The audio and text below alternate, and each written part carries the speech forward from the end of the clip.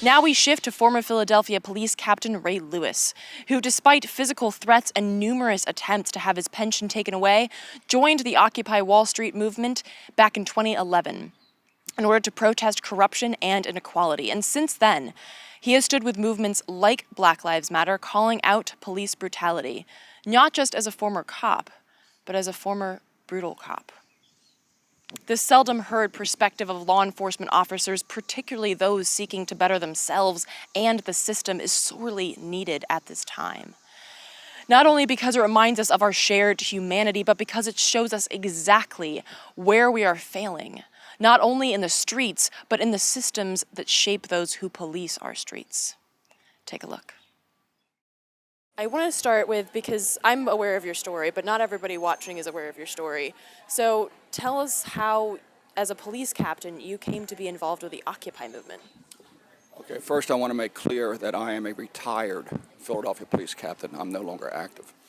And I first came to align myself with the Occupy movement back in November 2011, shortly after it started, when I read on the newscast that these people were shouting, yelling, and screaming, and that they had a camp in New York City.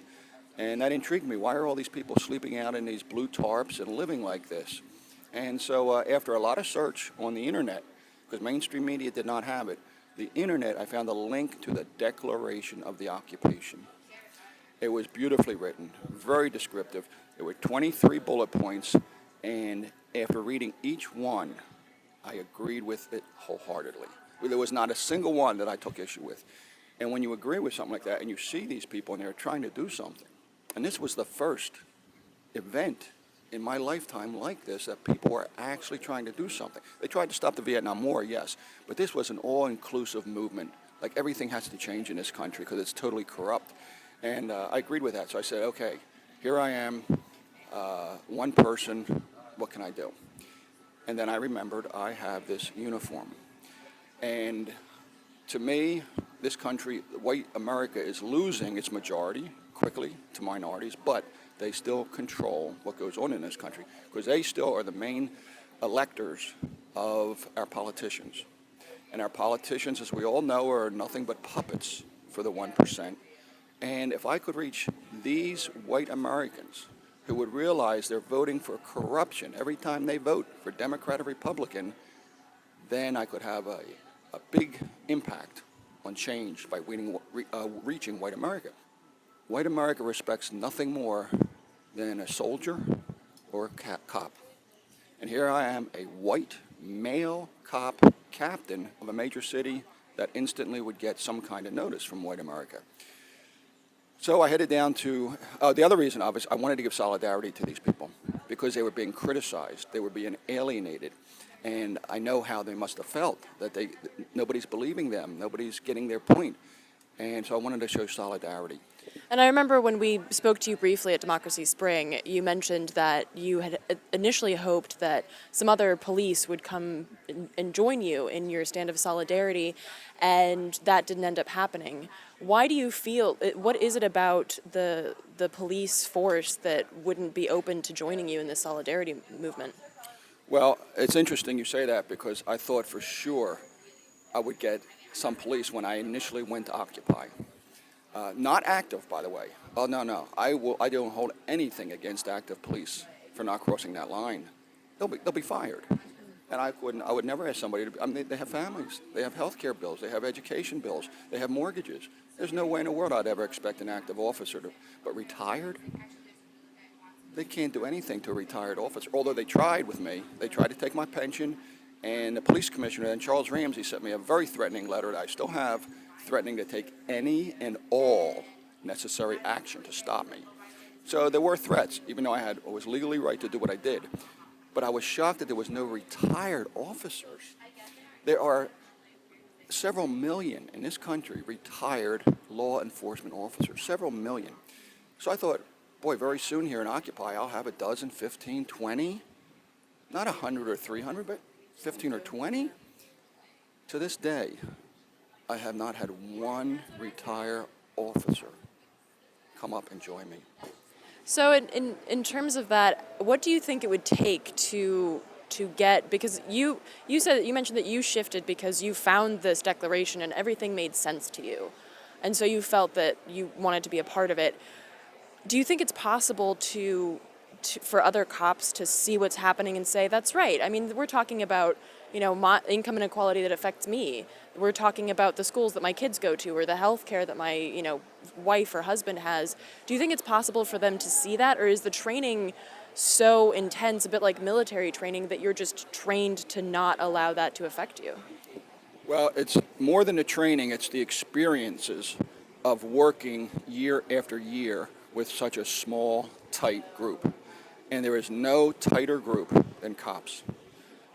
And there's reasons for that, obviously.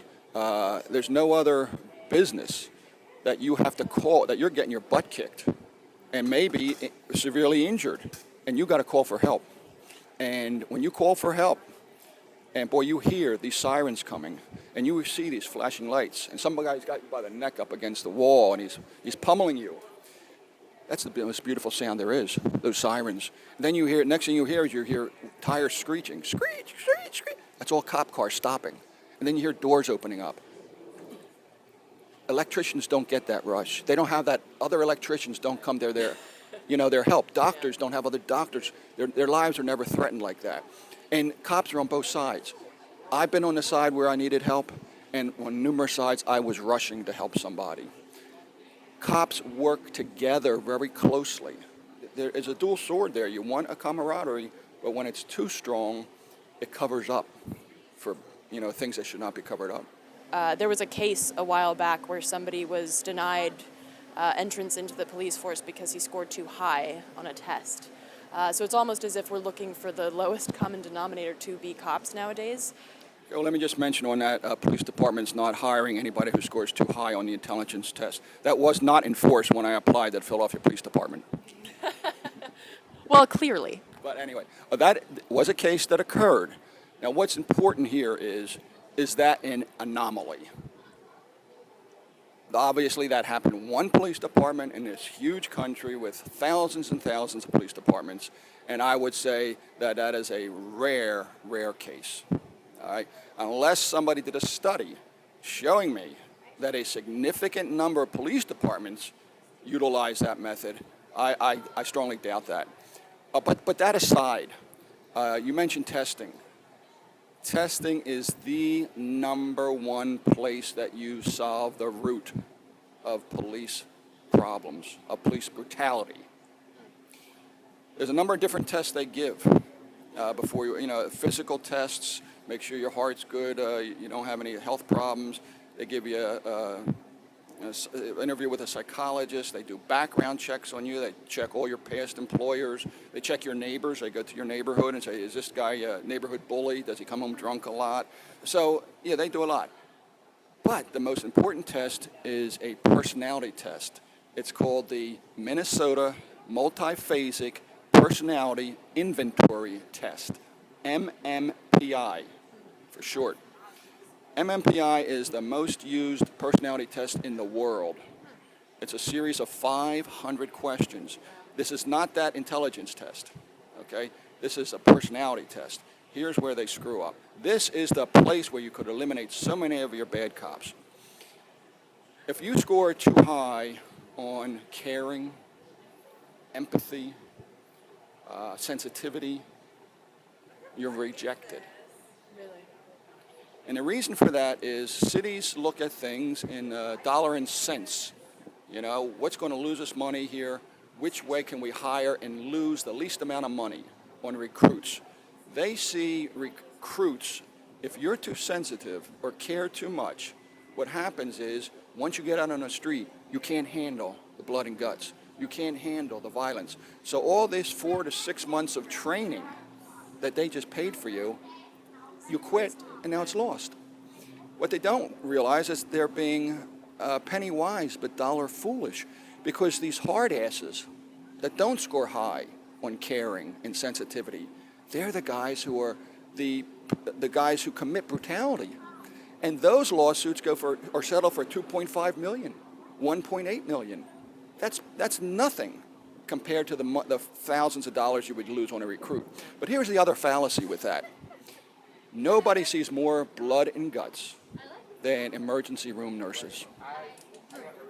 You don't see an outpouring of emergency room nurses quitting after 3 or 4 months in an emergency room. No. Other ones, social workers. Social workers see the same thing we see. Caring, sensitive people can do the job, and they can do it with caring. And boy, you do a job like that, people love the police. Absolutely. Well, thank you. If there's anything else that you want to add in, go ahead. Well, I would like to add this about police brutality. I was a brutal cop. And I have to let people know that the occupation is such that it hardens you very quickly. I was a ghetto cop 19 to 24 years. My first 10 years were patrol officer in the ghetto. I started out as a real nice, sensitive, caring guy. I was beating people within a year, year and a half. It breeds that because every day, and I was a sensitive guy. Can you imagine what an insensitive guy getting the job would do? How fast? Every day you run into hostility. Every day you're confronting people who are angry with you. You have to arrest them. So they're upset. They're going to fight you. They spit at you. Every police department has this saying, by the way. There are two types of citizens, two types of people, cops and assholes. That comes about because that's all cops deal with. They lose sense of the real world. In the ghetto. I have to make that distinction. And subsequently for me, you combat that problem but first by hiring very caring people. But even like I said with me, I became brutal. Second, you have to have mandatory counseling. Now, right now they have counseling. If a supervisor sees an officer and he thinks he should go to counseling, he can mandate it. A couple reasons they don't. Number one, the supervisor wants to be liked. And if that supervisor mandates somebody to counseling, all the other cops know that cop now has a stigma. He had to go. There's something mentally wrong with him. So all the cops think, is my supervisor going to send me for mental counseling? So if you make it, oh, and by the way, a former president of the Fraternal Order Police, the Philadelphia Union, he said when they were bargaining with the city wanted a counseling program. He said and this is an example that the president of the union said. So all the cops look up to the president of the union, more than the police commissioner. He said the only stress program a cop needs is a shot and a mug of beer. Wow. What message see that macho image? Yeah. No cop is going to say, hey, I need help. Right. So if it's mandatory, like every 3 months, a ghetto cop is mandated to go to counseling, it loses that stigma. Because all the cops know, well, it's mandated. He has to go. I have to go. She has to go. The stigma is totally lost. And I guarantee you, even the hardest, toughest cop, maybe after 2 or 3 visits, but that cop will break down. And he'll tell you what it's doing to his life, how it's changed him, or her. And so if you have to have mandatory counseling, and you have to also then have officers reassigned to different areas where they're not constantly in that district, in that environment. And now, here's what's also important. It's called the belly of the beast, the bowels of the city, Philadelphia. If it does that to a cop, that environment, what's it do to an inhabitant that lives there 24 hours, 7 days a week, 365 days a year? We have to understand that crime is brought about by poverty. The strongest and only effective crime fighter there is fighting poverty. I'm just curious, how did you, before we wrap up, how did you go from being a brutal cop to where you are now? Well, I went from a brutal cop, and I was brutal. In fact, if we had body cameras then, I would have lost my job. After the first time, I thought, wow, man, what happened to me then? Geez, I really lost it. I can't let that happen again. About a week later, I do the same thing. I use too much force on a guy.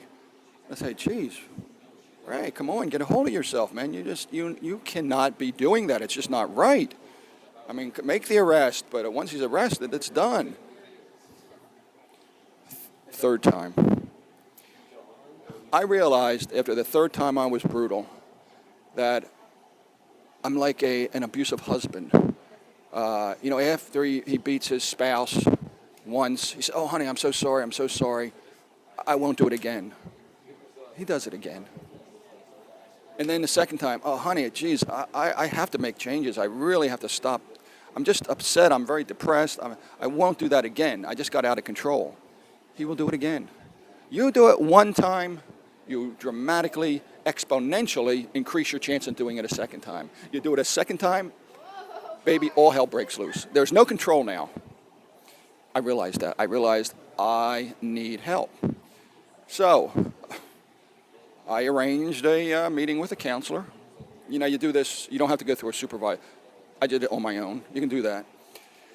So I go in the building, and he's got a big table. He's sitting on that side, I'm sitting on this side, and start talking. And about 15 minutes into the session, he gets up, walks behind his desk, open the blinds to look out into the parking lot.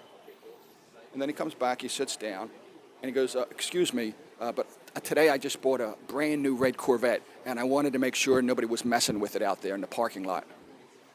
And I thought, yeah, that's a little, I didn't say anything, but I thought, I don't like that. This is a therapy session. But anyway, it was a 45-minute session. That was 15 minutes in. A half an hour in, another 15 minutes, he does the same thing. When he comes back to sit down, I say, "Red Corvette, right?" And he goes, and I just left. Yeah. So that was the type of counseling available to cops. So here's a way you get around that, though. If you're serious about a counseling program, every officer that goes under that mandatory training, you have to fill out a survey saying, what type of service did you get? And psychologists that are the bottom of the barrel, no, they're fired. They don't work for the city anymore. So what I said, I still need help. And I read about this self-visualization. Self-visualization it's sort of like a meditation, and you visualize yourself in these very hostile confrontations. And you visualize how you want to handle them. You visualize somebody screaming and spitting at you. You visualize how you say, "Whoa, you're under arrest now. Assault on police, spitting on a police officer." You don't immediately start pummeling them. And so you put yourself through all these scenarios in your mind, and the subconscious mind is very powerful. So many of our actions and behavior is controlled by the subconscious mind. So the other thing I did, I had 3x5 cards, and I put them in different locations. Every tour of duty, when I opened up my locker room, I had a 3x5 card, big black magic marker. "Ray, you are the professional." Meaning the burden of acting properly is on me. I'm being paid to be a professional. It's not his responsibility to act professional, but it is mine. "Ray, you are the professional." One on the car dash. "Ray, stay calm." So these little helpers I used. And the thing is, you have to continue to do that. I call it SH, self-hypnosis. It's feeding your mind with these images. You just can't do it for a week or 2 weeks and then forget about it. You have to continue it. Our interview with Ray Lewis took place before the deaths of Alton Sterling and Philando Castile, but following the death of Sterling, Ray Lewis penned this post regarding the conduct of the officers involved in his death. Titled, "Alton Sterling would be alive today if he were white." Quote, "The call was received anonymously, and no complainant was on the scene upon police arrival. The police had no solid reason to even question him, let alone immediately tackle him." Louisiana is a state where open carry and concealed weapon are perfectly legal. Article 1, Section 11 of the Louisiana Constitution covering open carry does not concisely define the term open. The absolute most the two officers could have done would have been to respectfully question Alton. In addition, Alton had every right to totally ignore the officers' questioning without facing any ramifications. Only with probable cause could an arrest have legally been made. without a complainant, nor seeing the individual menacingly waving a gun at others, there is no job here. The report is written up as unfounded, and the officers resume patrol. Period. End of story. And Alton Sterling is still alive. To see more of Ray's insight into police violence, inequality, and injustice, visit his Facebook page at facebook.com/Captain Ray Lewis.